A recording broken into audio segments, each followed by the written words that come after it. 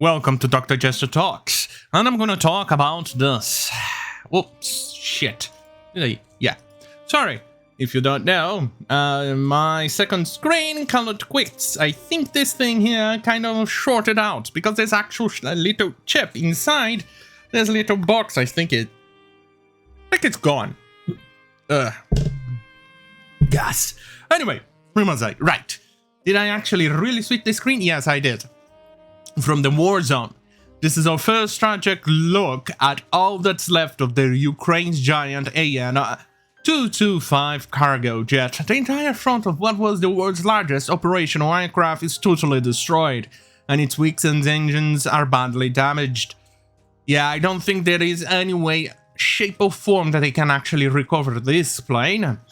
Even if Russia paid for the entire development and the recreation of all of the, I forgot the name, you know, the plates and things like that to actually go and make the plane again from scratch, albeit they still have one that is about 1/3 finished build, maybe almost half of it completely built, stored somewhere. But this is a disaster that shouldn't have happened because, well, after all, Russia doing Russia things. Do you guys remember Ribbentrop-Molotov back in the day? Yeah, they have been, and they will always be the aggressors. And that, my friends, is a problem. Anyway, looking at the picture here, the only possible thing that I can actually see of is they could actually get some engine parts out of it, maybe smaller parts out of it. I don't think they could actually use the propeller or the turbine blades over here. They could, because those things move at such a speed that even a small crack could actually be potentially problematic to the engine.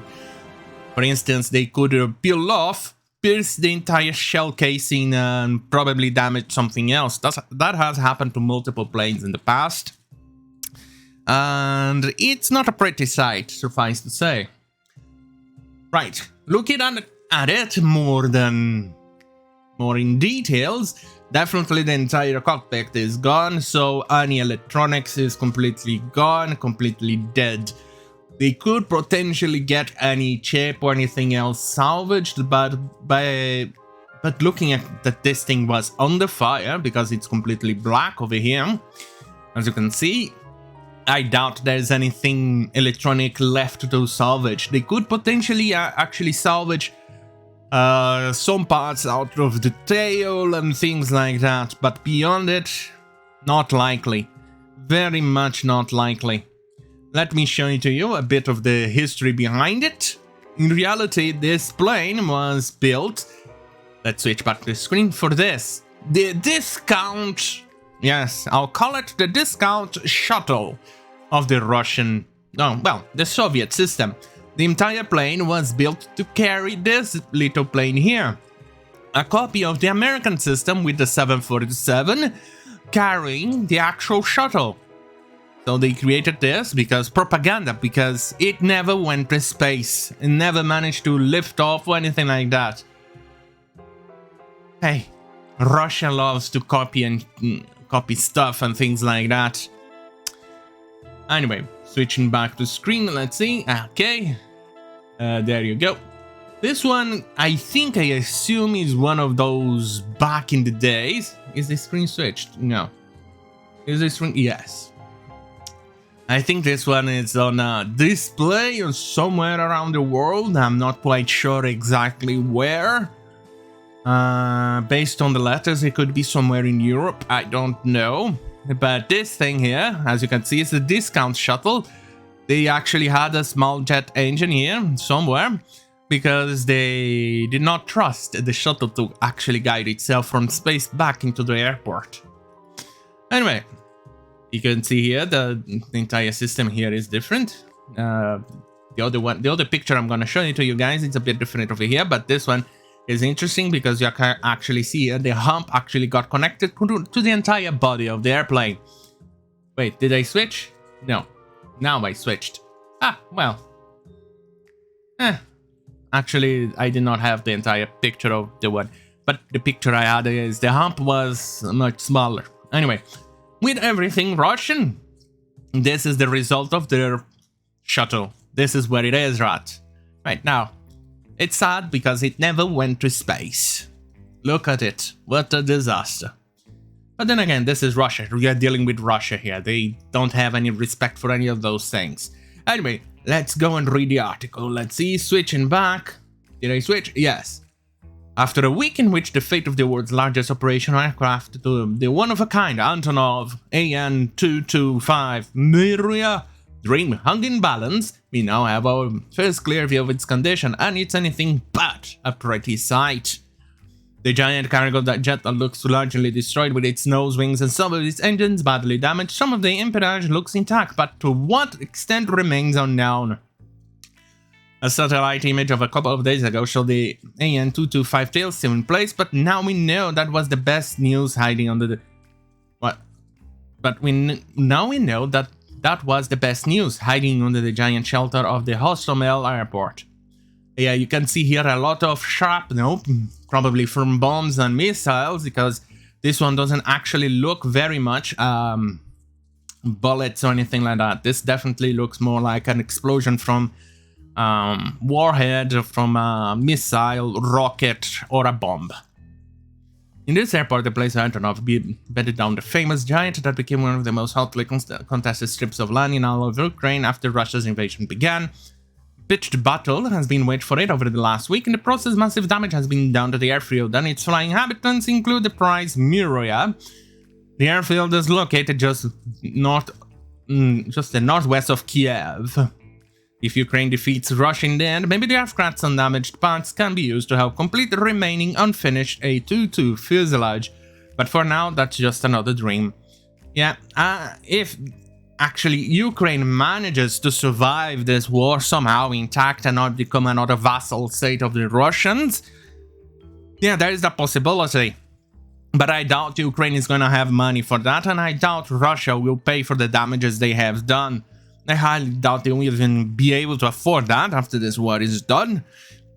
What a disgrace. Everything has been... fuck's sake. Let's see where it finishes off. Let's see, switch screen. Yeah. In the end, airplanes, buildings, and ships can now be rebuilt and replaced. The mounting human suffering in this conflict and the lives that have been lost in it are the true tragedy. Lives simply cannot be replaced. Still, that doesn't mean we still can't be angry and saddened by the loss of an aviation icon in a pointless war that should never have happened in the first place. Well, your words are my own as well. I wholeheartedly agree. This is a pointless war. Human lives cannot be replaced. I agree. But that doesn't stop me feeling sad for such an icon, for such a great airplane.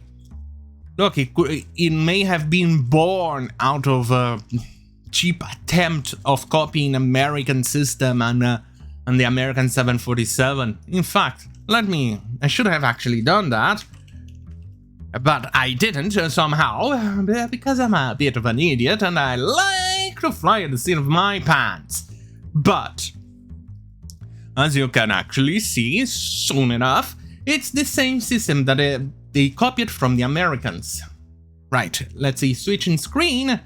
There you go. As you can see, oh yeah, by the way, this thing here, those are flare system and chaff system for against aircraft. But as you can see, this is the idea behind the entire system of the Mriya. This is from where they got the idea. As you can see, it was for to transport the... Oh, this one actually never went to space either. This one is the Enterprise, actually named after massive signature campaign by Star Trek fans to have it named Enterprise. There are even pictures of William Shatner and all the crew of the Enterprise of the original series right there when this was revealed. It's actually kind of awesome, but it's sad. It's sad that this one is also not flying. Anyway, you can actually go and see detail right now about of the entire plane. Let's see, switching back. There you go. As you can see here, look at the tail. This one is to actually increase the stability of the plane, and because the tail here, the rudder, kind of became slightly not as efficient because of the large shuttle on the back of the airplane. But overall, that's the idea. Fascinating, isn't it? But oh well. I hope that Russia pays for this. I really hope Russia pays for everything they have done. And they actually managed to fund another Mriya, at least 1 or 2 more copies, because what they have done is unforgivable, especially to human lives. But seeing such an iconic plane, Antonov 225, is just in such a state, is just heartbreaking. Anyway, since this is Friday, I'm gonna see you guys on Monday. If there's anything important during the weekend, I'll make a special broadcast. Otherwise, well, see you guys then. On that goddamn fucking hell, have a great fucking night. I won't, because now I'm gonna weep for this airplane. Rest in peace, beauty.